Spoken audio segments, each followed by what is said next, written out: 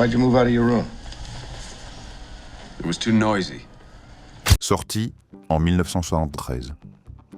The Sting raconte l'histoire de deux escrocs talentueux, Johnny Hooker et Henry Gondorff, qui unissent leurs forces pour monter une arnaque spectaculaire destinée à se venger d'un gangster impitoyable, Doyle Lonnegan. Le film a remporté 7 Oscars, dont celui du meilleur film, confirmant un attrait intemporel, ainsi que le talent du casting et du réalisateur George Roy Hill. Pourtant, en coulisses, les choses étaient bien plus compliquées. Croiriez-vous que la célèbre scène de poker fut en réalité jouée par une doublure, ou que la scène où un verre de whisky est renversé n'était qu'un accident? Et ce n'est pas tout, le film a été au cœur de multiples controverses, notamment plusieurs poursuites pour plagiat, tandis que la suite était tellement catastrophique que plus personne ne souhaite en parler. Regardez la vidéo jusqu'au bout pour découvrir l'intégralité des 20 faits surprenants sur The Sting. 20. Le film a été poursuivi en justice 4 fois. L'histoire de The Sting n'a pas commencé comme un triomphe éclatant du cinéma, mais plutôt à partir d'un ouvrage de recherche plutôt austère. David S. Ward, le scénariste du film, cherchait de la documentation pour un projet totalement différent lorsqu'il est tombé par hasard sur The Big Con de David Morer. Il ne s'agissait pas d'un livre de divertissement à lire en vitesse sur une plage, mais d'une véritable enquête au cœur du monde clandestin des escrocs authentiques, leur langage, leurs méthodes, leurs arnaques complexes.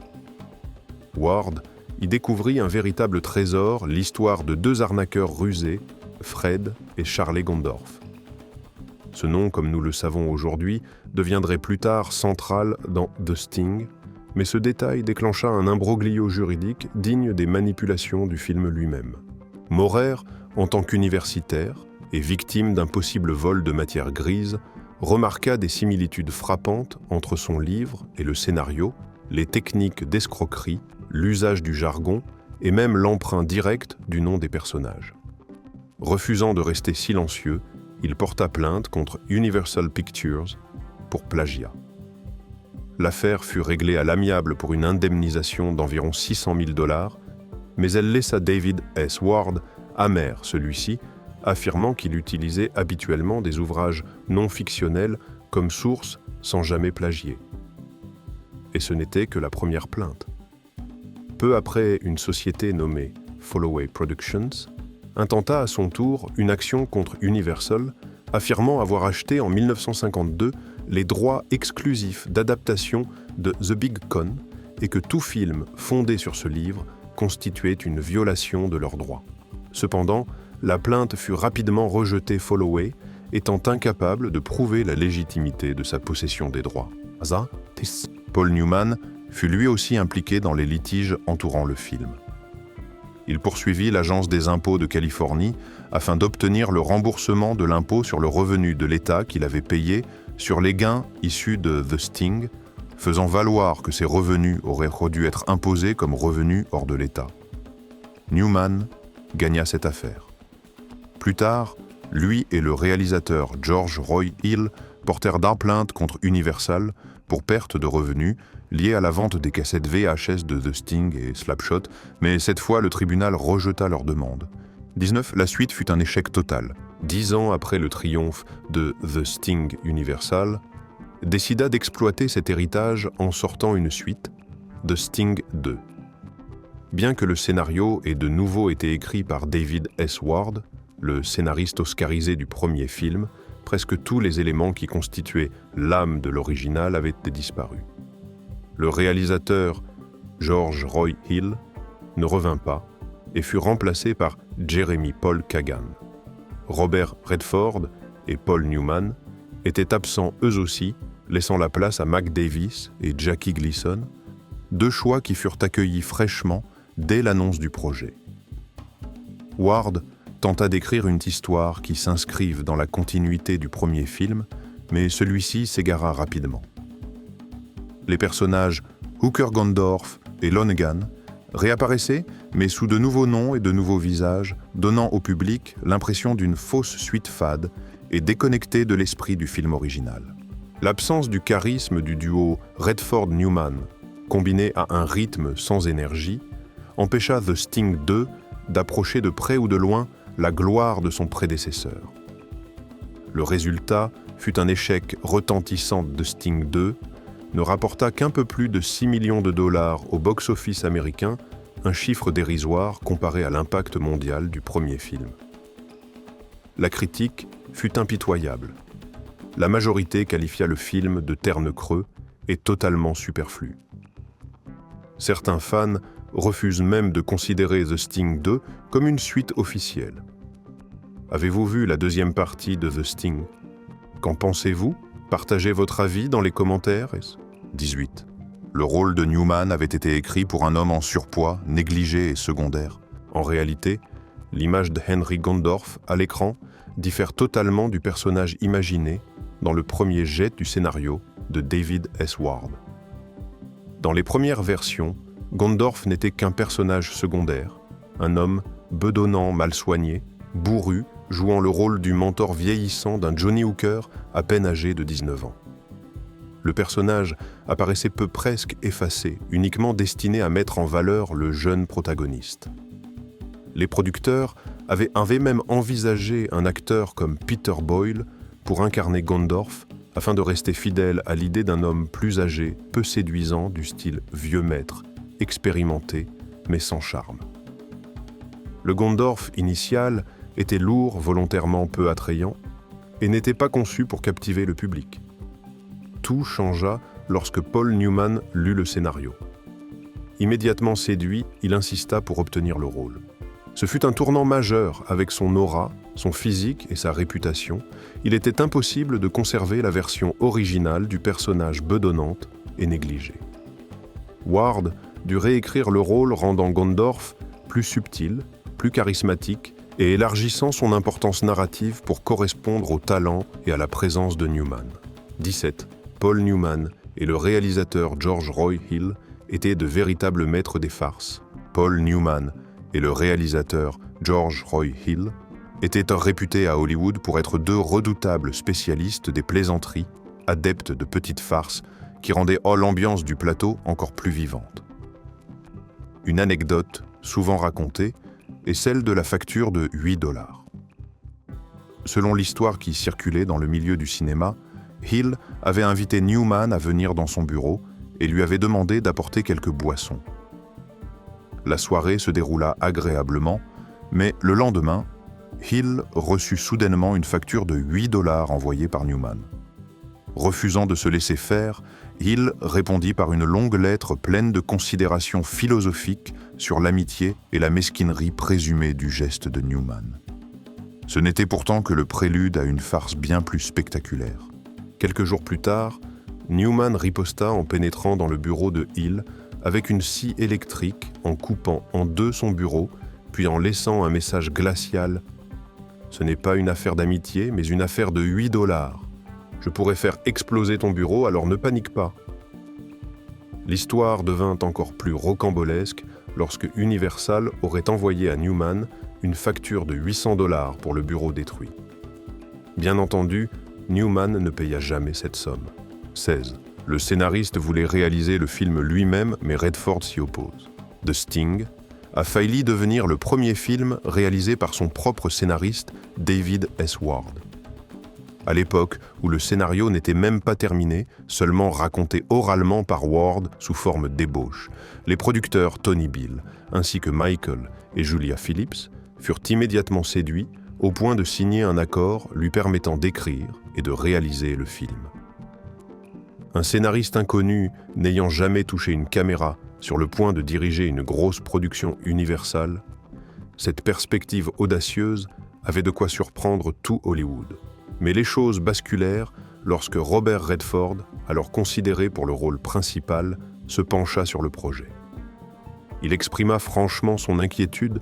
Une histoire complexe tissée de multiples niveaux d'arnaque ne pouvait pas être confiée à un réalisateur totalement inexpérimenté.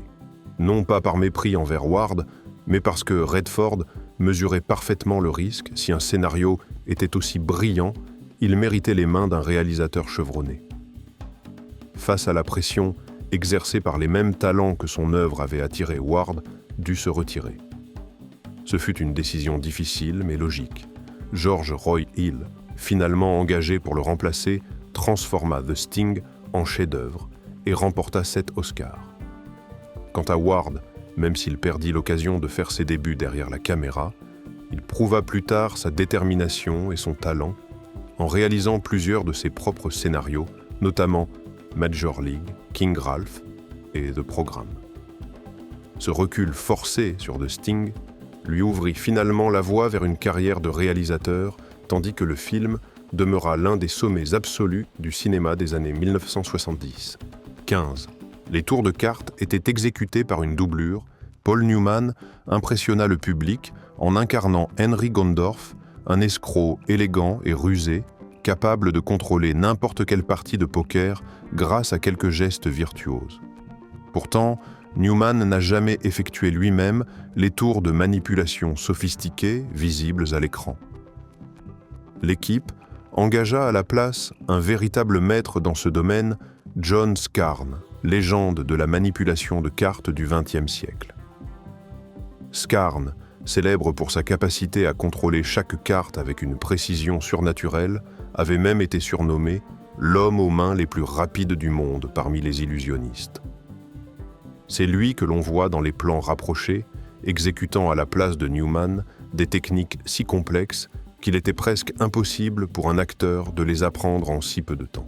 Peu de spectateurs remarquèrent la substitution, preuve parfaite de la maîtrise exceptionnelle de Scarne. 14. Le réalisateur offrit à Redford un cadeau spécial pour le taquiner. Pendant le tournage de The Sting, Robert Redford se laissa aller à une remarque son rôle de Johnny Hooker, selon lui, n'avait rien à jouer, si ce n'est courir d'une scène à l'autre. Une étoile montante, avide de défis psychologiques, Redford avait l'impression d'être enfermé dans le personnage d'un escroc constamment pressé nerveux et toujours en mouvement. Un rôle qui, à ses yeux, manquait de profondeur. George Roy Hill, réalisateur connu à la fois pour sa rigueur et son humour piquant, ne laissa pas passer l'occasion de le taquiner. À la fin du tournage, il offrit à Redford un cadeau très particulier, une petite statuette du personnage de dessin animé Roadrunner, le célèbre oiseau toujours en train de filer à toute vitesse, accompagné de la phrase moqueuse « If you can't be good, be fast ». Si tu ne peux pas être bon, sois rapide. 13. La musique créa un succès inattendu. La musique de The Sting fut un choix surprenant, voire controversé, si l'on considère la cohérence historique. George Roy Hill et le compositeur Marvin Hamlisch décidèrent d'utiliser le ragtime, un genre musical populaire, au début du XXe siècle et associé au nom de Scott Joplin. Le problème, c'est que l'histoire du film se déroule dans les années 1930, une époque où le ragtime était déjà passé de mode éclipsé par le jazz, le swing et le blues. Du point de vue de l'exactitude historique, c'était un choix anachronique. Mais justement, cette discordance devint sa force.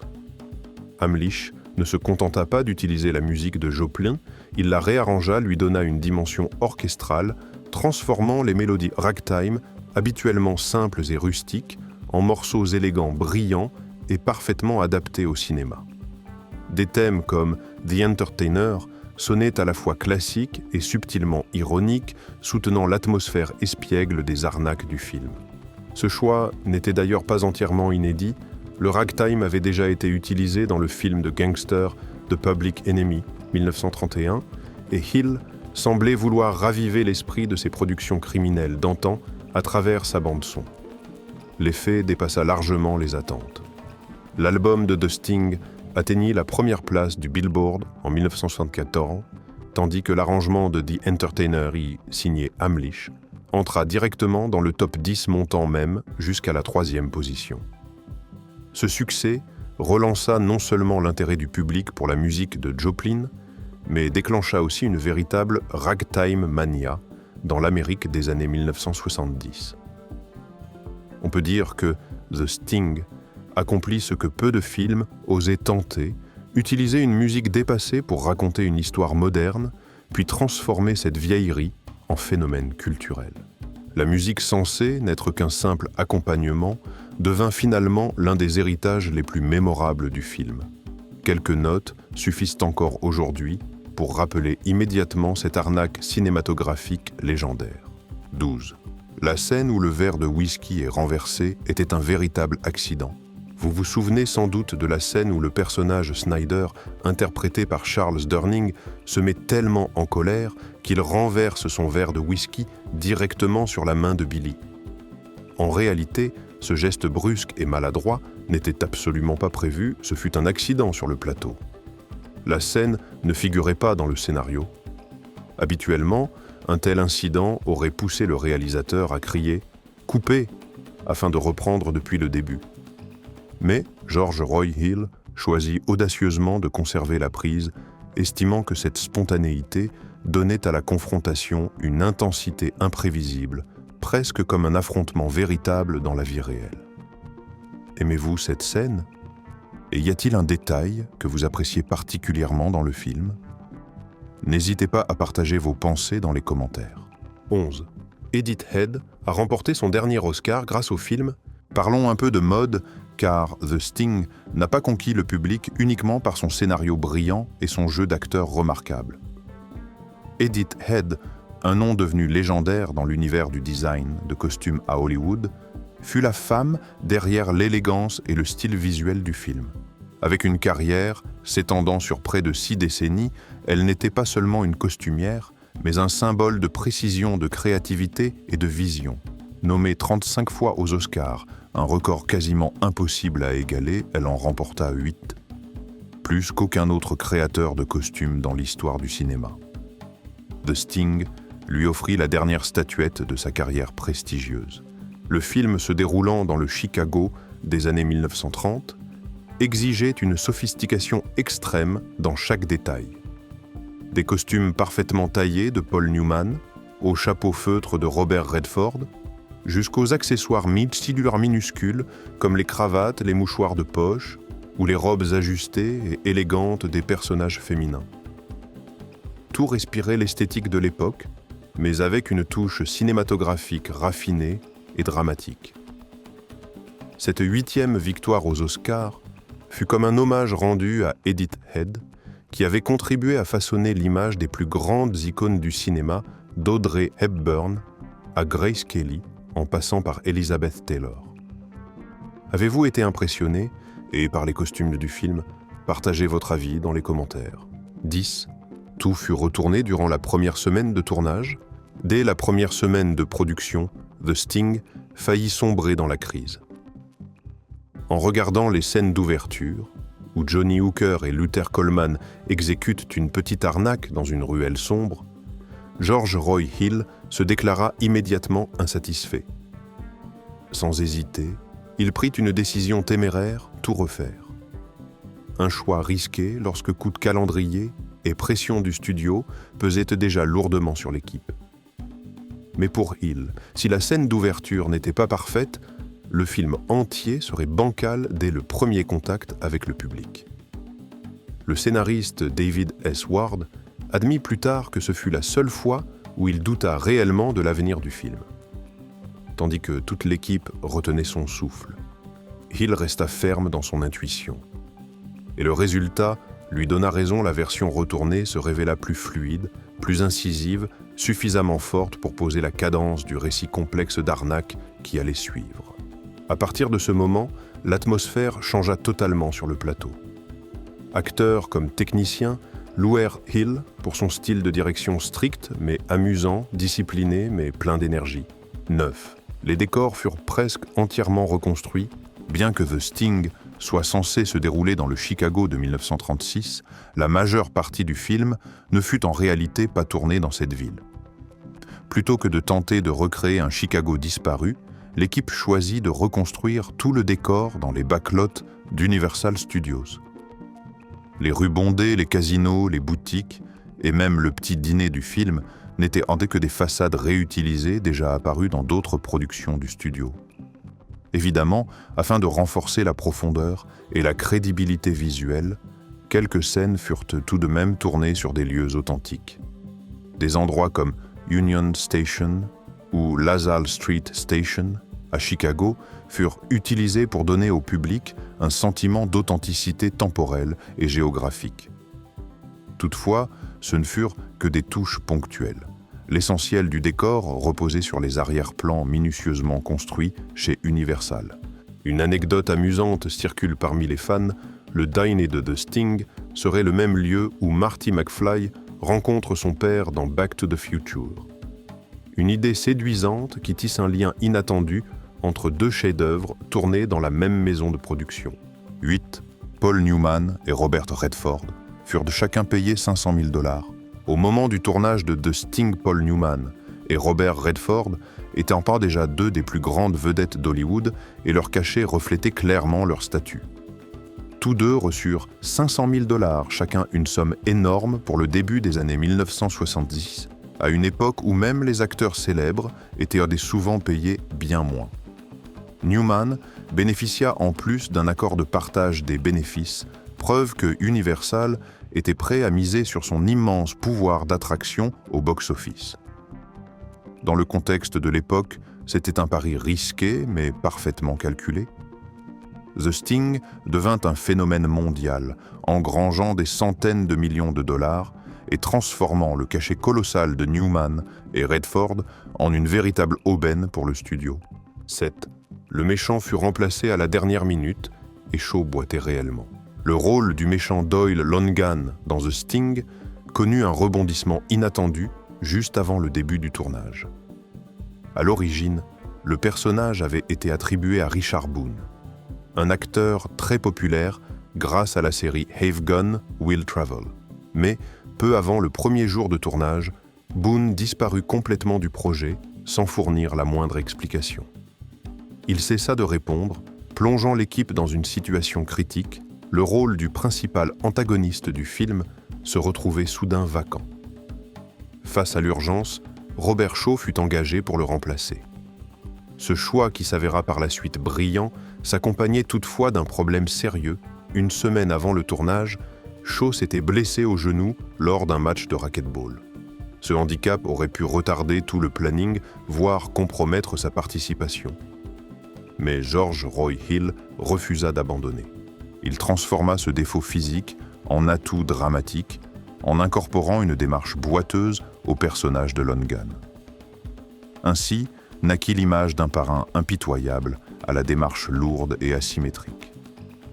L'attelle de Shaw fut dissimulée sous un costume ample, typique des années 1930, transformant une blessure réelle en caractéristique iconique du personnage. Cette démarche inhabituelle renforça l'aura glaciale et menaçante de Longan. Avez-vous trouvé ce méchant particulièrement marquant? Partagez vos impressions dans les commentaires. 6. Newman avait besoin d'un véritable succès. The Sting arriva exactement au bon moment. Le film connut un succès éclatant, décrocha 7 Oscars et confirma que Newman possédait toujours une puissance d'attraction phénoménale au box-office. Son interprétation de Henry Gondorff, malicieuse drôle mais aussi intense, lui permit d'échapper à l'ombre des projets fades précédents et remit sa carrière sur une trajectoire spectaculaire. 5. La réunion du trio d'or. 4 ans après avoir créé un phénomène mondial avec Butch Cassidy and the Sundance Kid, le trio Paul Newman, Robert Redford, George Roy Hill se retrouva dans The Sting. Si dans Butch Cassidy, Newman et Redford avaient marqué le public avec un buddy western à la fois drôle et mélancolique, ils se lancèrent ici dans une immense partie d'arnaque, complexe, rusée et pleine de tensions. Butch Cassidy and the Sundance Kid fut un énorme tremplin propulsant Redford d'acteur de second rang à superstar tout en consolidant l'image espiègle et insolente de Newman. Le film remporta 4 Oscars, devint une icône des années 1960 et contribua à populariser durablement le buddy movie. Pourtant, si l'on compare les deux œuvres en termes de réussite artistique et commerciale, The Sting dépassa son prédécesseur. Son scénario ingénieux, sa structure en chapitres, la reconstitution minutieuse du Chicago des années 30 et la musique ragtime de Scott Joplin créèrent un univers d'escroquerie si captivant que même le spectateur finissait par être victime du grand coup final. Le résultat, The Sting, devint un phénomène culturel. Avec un budget de seulement 5 millions de dollars, il en rapporta plus de 250 millions, décrocha 10 nominations aux Oscars et remporta 7 statuettes, dont les plus prestigieuses, meilleur film, meilleur réalisateur et meilleur scénario original. C'est également le seul film qui valut à Redford une nomination aux Oscars pour son jeu d'acteur. Ici, Newman et Redford ne faisaient de plus que partager l'écran. Ils formaient une véritable alchimie, une dynamique équilibrée, où chacun mettait en valeur l'autre. Et vous, lequel des deux films préférez-vous? Partagez votre avis dans les commentaires. 4. Le style cinématographique des années 1930. George Roy Hill réussit à recréer l'ambiance du cinéma américain des années 1930 d'une manière exceptionnelle. Dès les premières secondes, il utilisa l'ancien logo d'Universal, celui que l'on voyait sur les films de l'époque, comme une porte temporelle ramenant immédiatement le public en arrière.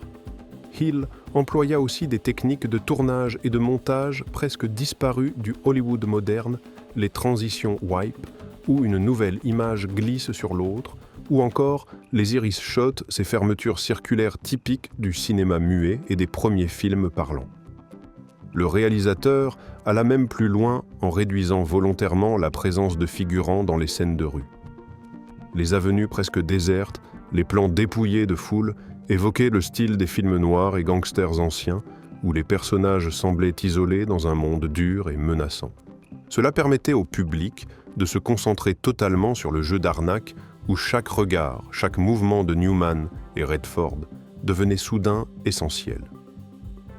Associé à la palette marron chaleureuse, aux costumes rétro d'Edith Head et aux cartons-titres illustrés dans le style du Saturday Evening Post, ces choix permirent à Hill de créer un univers qui ne se contentait pas de représenter les années 30, il en ravivait littéralement l'âme cinématographique. 3. La voiture ancienne provenant du coproducteur Tony Bill. Une contribution particulièrement étonnante vint du coproducteur Tony Bill, passionné notoire de voitures anciennes.